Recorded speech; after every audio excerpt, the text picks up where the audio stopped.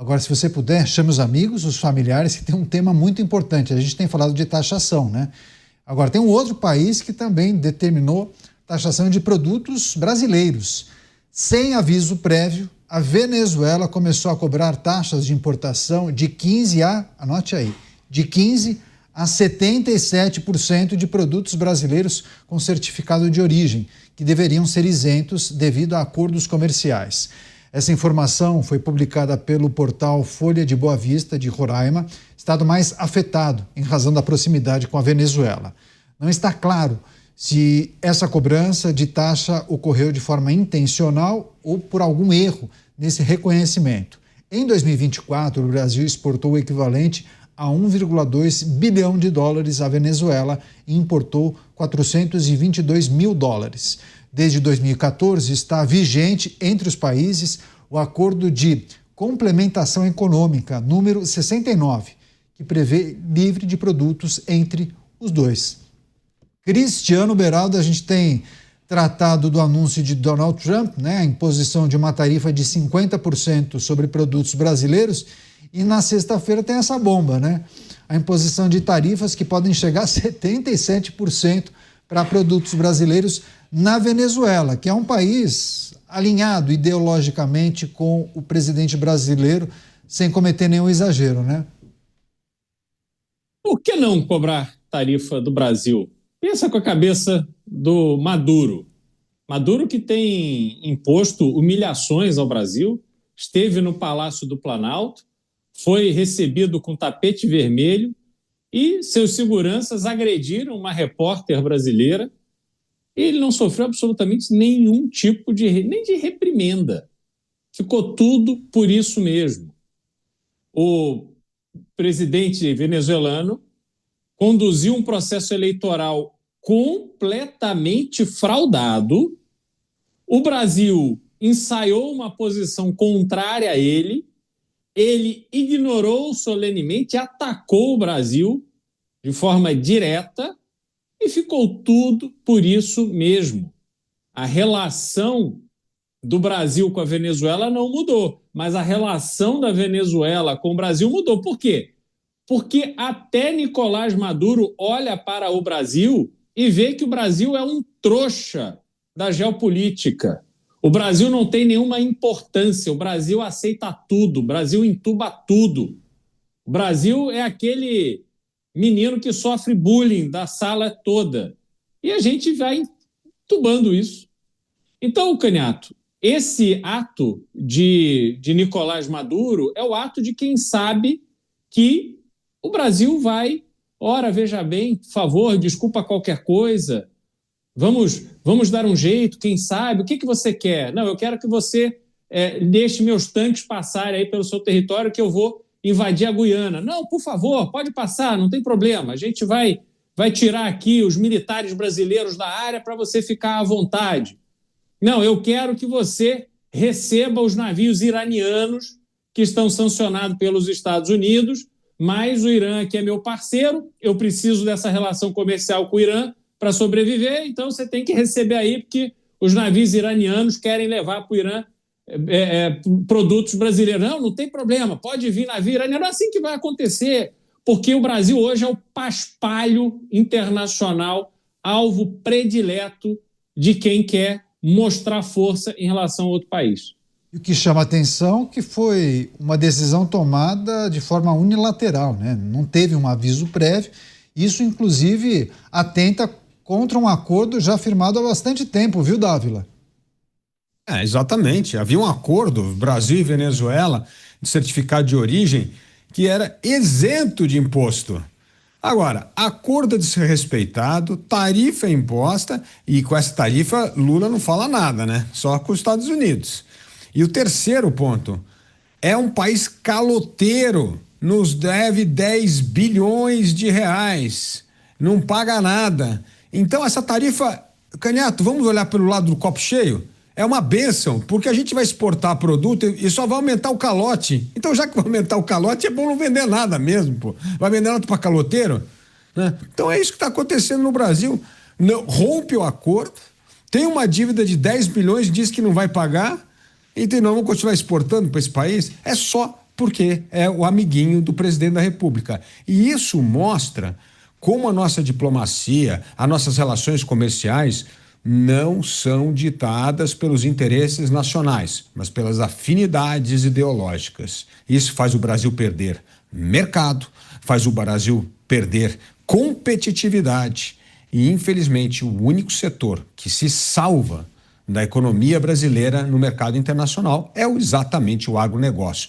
O único capaz de concorrer no mercado internacional sem empurrãozinho, subsídio e ajuda do governo. É isso aí, um exemplo para o resto do Brasil. Se a indústria seguisse o exemplo do agronegócio, o Brasil estaria em outro patamar no comércio internacional. Principais produtos exportados do Brasil para a Venezuela: óleo de soja, arroz e outros alimentos. E aí o Brasil importa da Venezuela fertilizantes, alumínio e também derivados de petróleo. Você, Nelson Kobayashi, a imposição de tarifas que podem alcançar até 77%, de 15% a 77%. Olha, Canhata, claro que na proporção das relações comerciais do Brasil com os Estados Unidos, isso daí não é nada, é proporcionalmente muito menor, apesar de ser uma tarifa que pode chegar 77% mais até do que o anúncio feito por Donald Trump. E que a sinalização é curiosa, né? O símbolo é muito claro, né, de que Venezuela, um presidente aliado do presidente brasileiro, a gente se lembra daquele encontro que tiveram aqui no Brasil, os dois, né? E depois a gente teve as eleições fraudadas lá, que gerou mais um mandato para o ditador venezuelano ficar à frente lá do regime na Venezuela. E aí a relação se estremeceu um pouco com o presidente Lula, porque aqui ficou muito caro para o presidente Lula ficar carregando o assunto Maduro nas costas, lembrando que naquele momento a impopularidade do presidente estava bem maior do que agora. Ou seja, para o presidente brasileiro, fica agora o questionamento para todos nós. Será que vai fazer as mesmas críticas que faz ao Donald Trump? Será que vai chamar também o venezuelano, o Maduro, de imperador, de querer ser xerife do mundo, de querer impor arbitrariamente as suas taxações ao Brasil? Será que o presidente Lula vai prometer retaliação ou aplicar a lei da reciprocidade à Venezuela? Eu acho que não. Eu acho que não, porque às vezes é até ajudar o amigo. Vai lá, tira do povo brasileiro para alimentar aí a economia na Venezuela, que vocês estão precisando mais, né? Porque quem já fez bondade uma vez pode fazer de novo. Ou aquela bondade anterior de fazer lá as obras na Venezuela que nunca foram pagas não foi uma grande bondade do governo petista para com o Nicolás Maduro. Agora pode ser talvez uma outra bondade. Vai, taxa e vamos mandar dinheiro para a Venezuela dos nossos produtos, encarecendo ainda mais essa relação. Ou seja, é uma relação muito interessante. Fico só lembrando que está aí o presidente venezuelano, que na verdade é um ditador, que teve a sua eleição celebrada pelo PT aqui no Brasil. Quando ele fraudou aquelas eleições e se disse presidente eleito, tivemos nota do Partido dos Trabalhadores enaltecendo este que agora impõe uma tarifa que pode chegar até 77% sobre os produtos brasileiros. Vamos aguardar uma nova nota do partido. Agora, quando a gente traz essas notícias, Beraldo, é preciso lembrar que o presidente brasileiro, enquanto candidato, fazia muitas promessas, né? E pintava um cenário muito diferente no que tange às relações comerciais. Quando ele chega ao poder pela terceira vez, ele por diversas vezes utilizou aquela frase "o Brasil voltou", né? Dizendo que conseguiria manter um contato de altíssimo nível com as principais lideranças internacionais. Só que o mundo hoje em dia é diferente daquele do início dos anos 2000, né? A dinâmica mudou. As relações estão muito mais rápidas, é preciso se atentar a outros aspectos. E aí muitos entendem que o Brasil, naturalmente, por meio de seu líder, acaba passando pano para questões que são muito sensíveis. E aí, não só apenas em relação à situação que envolve a Venezuela, mas nós poderíamos elencar aqui outros episódios em que o presidente escorregou na casca de banana, para ser gentil. E aí eu queria que você trouxesse um pouco da sua percepção sobre o papel do presidente brasileiro quando ele se relaciona com outras lideranças internacionais, mas também como ele administra as questões que envolvem os temas sensíveis da atualidade? Olha, Caniato, o presidente Lula, ele não teve a leitura adequada do que foi o momento que ele viveu no Brasil, né? Aquela cena em que o então presidente norte-americano, Barack Obama, encontra-se com Lula, junto com outros líderes mundiais, e fala: he's my man, esse é o meu cara, é o meu chapa. É isso que quer dizer a expressão que ele falou. E a força de comunicação do governo transformou essa expressão utilizada por Obama numa outra expressão que tem uma diferença importantíssima, como se Obama tivesse dito: he is the man, ele é o cara. Mas não foi isso que ele falou. Ele disse: ele é o meu chapa, esse aqui é meu chapa, é alguém que eu falo, que eu me dou bem. Ele não falou que o Lula era o cara, mas a comunicação do governo plantou essa mentira, essa fake news, que caiu no imaginário das pessoas e parece ter caído no imaginário do próprio presidente, que se sentiu o cara, que ele era a figura mais popular e mais importante do mundo.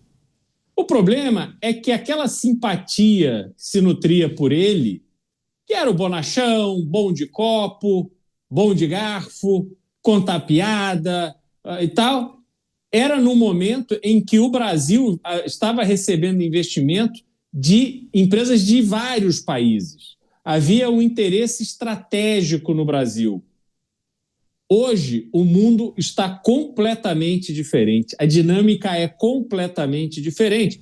E uso um elemento aqui importantíssimo. O presidente brasileiro se orgulha de não utilizar celular, de não ter rede social.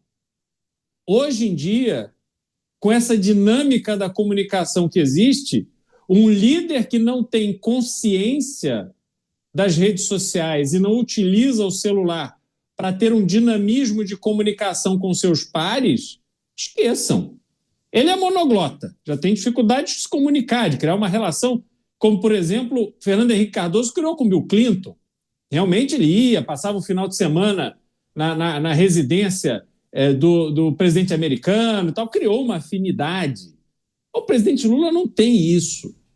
Então ele assume com essa história de que não, o Brasil voltou, agora o Brasil vai voltar a ser respeitado. E quais foram as ações do presidente do ponto de vista internacional?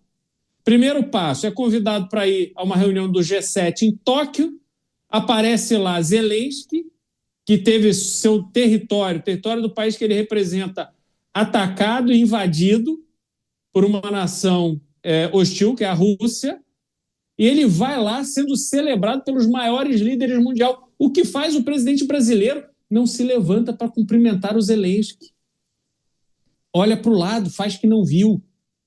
Marca uma reunião, as diplomacias marcam uma reunião, um encontro entre os dois presidentes, o presidente brasileiro não aparece, dá no-show. Aí passa o tempo. O Brasil usa a sua estrutura diplomática, dinheiro público, para que o presidente se torne porta-voz, vendedor de empresa brasileira que foi envolvida no escândalo da Lava Jato, sendo pega, confessou pagar dinheiro para político para ter investimentos liberados no BNDES, empréstimos liberados no BNDES. É esse o tipo de empresa que está sendo representada e que tem seus interesses atendidos nessas viagens internacionais. Foi assim na China, foi assim no Japão e tem sido assim aonde quer que o presidente brasileiro vá. A diplomacia dos outros países olham isso e não entendem? Ou será que olham isso e estão falando, olha lá, os amigos do cárcere agora estão rodando o mundo em nome do Brasil para aumentar os negócios dessa empresa declaradamente corruptora. Então, Caniato, o Brasil, não é que ele é um anão diplomático. O Brasil, com esta postura do atual governo, é a escória diplomática. Não tem credibilidade, não tem projeto, não tem propósito. Não consegue defender o interesse do país. É sempre um cálculo financeiro para ajudar os amigos e político para tentar garantir votos e popularidade visando a próxima eleição. Então é realmente lamentável que o um país do tamanho da importância do Brasil esteja sendo colocado nessa posição. Mas que tem tradição diplomática, né, Dávila? O Dávila sempre gosta de resgatar e trazer um pouco de elementos históricos aqui para embasar os comentários e reflexões. Agora, várias pessoas tratam grande tradição democrática. É verdade. Agora, muitas pessoas falam de um duplo padrão de comportamento do presidente brasileiro. Assim, passa pano, bate palmas, enaltece muitas lideranças que estão distantes de comandar países democráticos, mas acaba pisando no tomate com episódios bem destacados pelo Beraldo, especialmente com Volodymyr Zelensky, que chamou a atenção, inclusive, da comunidade internacional, né, Dávila? É verdade. É interessante, quando um presidente é eleito ou um primeiro-ministro assume o cargo, ele está com o tanque cheio. É o tanque cheio de credibilidade. E essa credibilidade vai aumentar ou vai manter o tanque cheio conforme as suas ações, o seu exemplo, a sua atitude em relação aos países, às crises, às relações pessoais construídas com esses outros demais chefes de Estado e chefe de governo. Quando o presidente Lula foi eleito pela terceira vez, o tanque dele estava cheio, porque havia uma certa ideia de que seria o Lula 1, Lula 2, que era esse Lula que tinha uma personagem carismática. E o que aconteceu é que esse tanque esvaziou rapidamente, essa credibilidade do Brasil foi embora, porque o Brasil só entrou em bola dividida e errada, jogando para o time errado, junto a ditadores, junto a governo autoritários, contra a democracia, contra principalmente o comércio internacional. Então, assim, é um presidente que foi minando o caminho do Brasil, que sempre foi esse caminho da diplomacia profissional, da defesa dos interesses nacionais, uma longa tradição que nós temos, Canhato, desde o Barão do Rio Branco, quando ele construiu o Itamaraty lá atrás, a primeira coisa que ele fez foi justamente distanciar a diplomacia da política partidária para não se contaminar. E foi assim que ele conseguiu servir Campos Salles, Rodrigues Alves, aliás, ele tornou-se tão popular que queriam que ele se candidatasse a presidente da República e falou, não, para tomar conta da política externa do Brasil é preciso ter essa distância da política partidária. E isso foi, na verdade, a cultura que formou todo o corpo diplomático brasileiro. Então, o que acontece? Quando tem um presidente que transforma a política externa nessa política da militância partidária, ideológica, e se distancia deste Brasil que sempre tratou a diplomacia de maneira pragmática, na defesa dos interesses nacionais, com muito profissionalismo e mais, com reconhecimento de demais países da qualidade da nossa diplomacia, o presidente acabou minando esse grande ativo político que o Brasil tinha por causa dessas bolas divididas e sempre se alinhando de maneira ideológica, partidária, com uma visão militante e não com a defesa do interesse nacional. Então, o que isso vai fazer? Vai deixar o Brasil totalmente zerado com o seu tanque. O próximo presidente da República vai ter que assumir o cargo e reconstruir essas relações que foram minadas nos últimos anos. E é uma pena, porque o Brasil precisa dessas ligações internacionais para o seu comércio, principalmente para investimento. Hoje há desconfiança em relação ao Brasil, há capital deixando o Brasil, a Bolsa, principalmente a Bolsa teve a maior êxodo de capital nos últimos meses aqui. Por quê? Porque ninguém mais confia no Brasil. O Brasil virou uma piada sem graça. Infelizmente, vai demorar um bom tempo para reconstruirmos esta reputação que nós tínhamos no passado.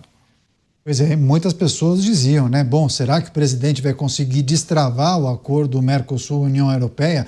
Ele tem alguma proximidade com Macron. Deu certo? Por enquanto, não. Você, Koba, só para a gente fechar essa sessão, por favor.